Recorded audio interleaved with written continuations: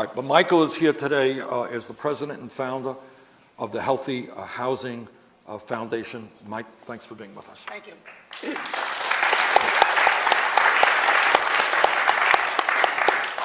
I feel like I'm here among family. It's just so great to be here today. Thank Jane Sanders for convening this fantastic meeting. I want to explain a little bit how I came to this issue. About 5% of our patients in Los Angeles are now homeless. Our employees travel insane distances to get to work. And it's gotten worse and worse and worse. I travel across the globe. Our organization, the largest AIDS organization in the world, we're in 42 countries. I have never seen more homelessness than in the city of Los Angeles. Mm-hmm. City of Los Angeles is the homeless capital of the world.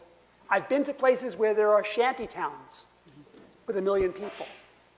I've been to places where people share, multiple families share one home, but I've never seen a place anywhere I've traveled in the entire world where we have 53,000 people putting their head on the sidewalk every single night. That is scandalous.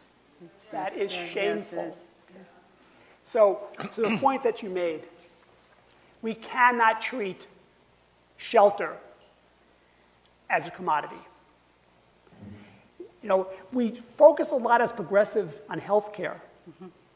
But for most people, having a roof over your head is more immediate and more critical, even than health care itself. Mm-hmm. And so I think it's very, very important to understand that the #1 economic justice issue, economic inequality issue in American cities, and those are small ones and large ones, is housing, is shelter. Yes, absolutely. I mean, I, like Bernie, grew up as a New York City renter. And, you know, my father drove a truck. And we had a decent way of life. We had a clean, decent place to live. And that was never in question. In Los Angeles, where we've been increasing the minimum wage, for a family to afford the average apartment, they have to work 92 hours a week. Okay. Huge swaths of people are paying, as Bernie said, more than half of their income. People are choosing between food and shelter. It's scandalous. And it didn't happen by accident. Let's be clear about that. And again, I've got to be as critical of our Democratic friends as our Republicans, because the Democrats are the ones who run the biggest cities in this country. And they have been involved in multi-billion-dollar giveaways to the real estate interests.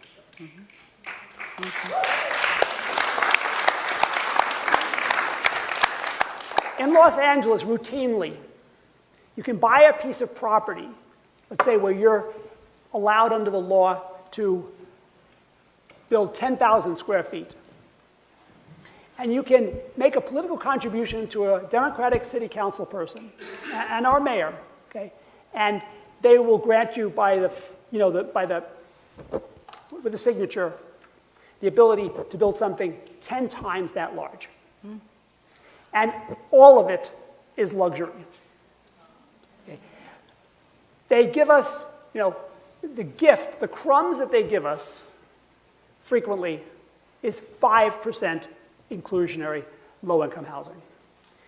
But even though, that sounds like the worst of it, it isn't. Because when you plunk a luxury building into a working-class area, everything around it becomes gentrified. And it's frustrating for me to hear Democratic Party politicians subscribing to trickle-down. Okay. In this theory, we will build a luxury tower that's $5,000 per apartment, and over time, it'll come down and working people will be able to afford it. I don't know what neighborhoods they're talking about, but every luxury condo that I've ever seen remains a luxury condo. So I think it's really important that we put pressure, as we have, on healthcare. I mean, now everyone's jumping on board with Medicare for all, right? Okay. We need to put pressure on.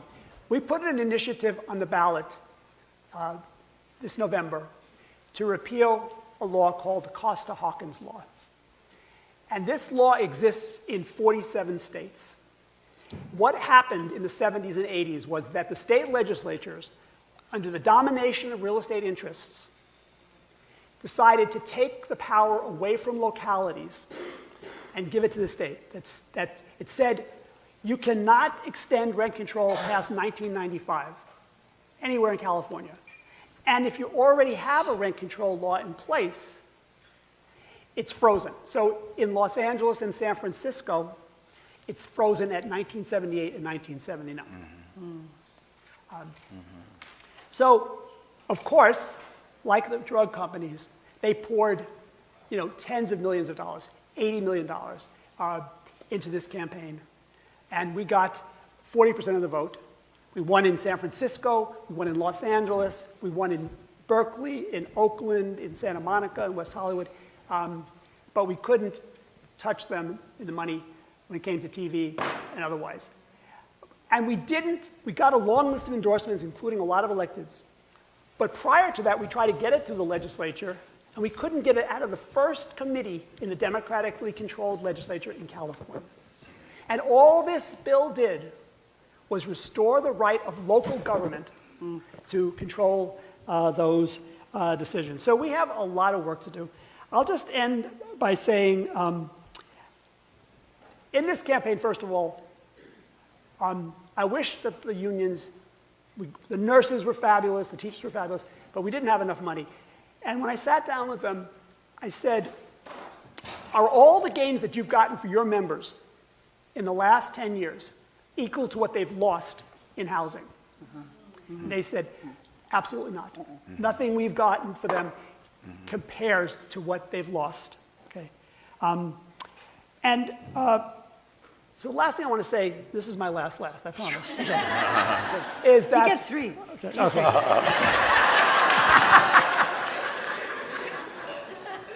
So our idea at AIDS Healthcare Foundation has always been not just to tell them, but to show them. That's right. Okay. So what we did was we've bought 4 single-room occupancy hotels. Most of those rooms were empty because the real estate speculators were holding on to them, right? We bought them, and we've taken people and put them from the sidewalk into a decent, respectful place to live. On the other hand, the city program, and this costs an average, by the way, of $70,000 per unit. Nothing fancy, but decent, right? On the other hand, the city program, which is part of the whole affordable housing industrial complex, is spending $500,000 per unit to house one person. Okay, that is not sustainable. So I hope that from this gathering and others, we will push housing to the top of the agenda. Amen. And that will employ the creative ideas that we have in order to begin to make a difference in something that's so vital to people's lives. Yeah. Thank you.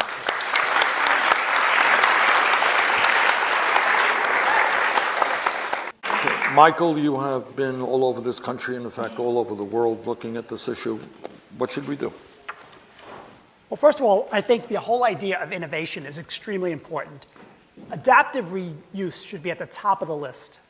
There's tons of empty buildings, industrial buildings, former, a lot of hospitals have closed. Many such buildings are not in use, and they can be rehabbed. That's good for the environment rather than tearing down and building up, okay? And it can be done cheaper and faster, but many different kinds of, our nation is filled with backyards.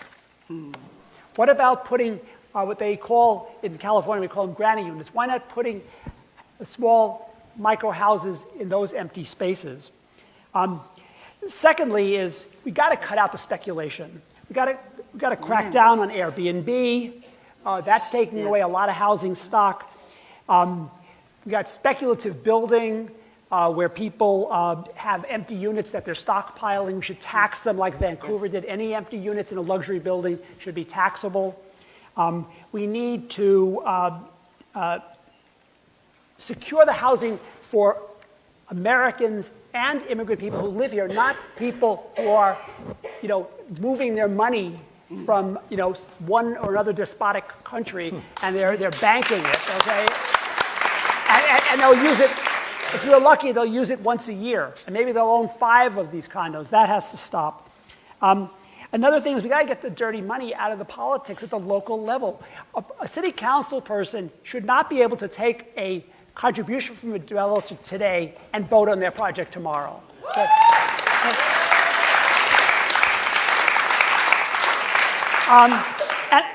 And I'll say this, when we're talking about inclusionary zoning in luxury buildings, we shouldn't settle for 5%. It should be 1/3. Okay. And that sounds radical, but it's doable. And the last thing I'll say is, all of this is very, very important. But you talk about New York City, the amount of investment in government housing that was done, in the 50s and 60s and 70s, have provided homes for hundreds and hundreds of thousands of people. So government investment at the federal, state, and local level is also extremely important. Okay, let's open it up to questions. 30 years. I have a very specific Florida example. We are attempting to build 680 micro units in downtown Fort Lauderdale right now, and you would think that we were trying to overthrow the entire government. Okay, it is so ugly and raucous. The opposition. Okay, this is in a non-residential area south of downtown Fort Lauderdale. So we have to organize at the local level for sure. Okay.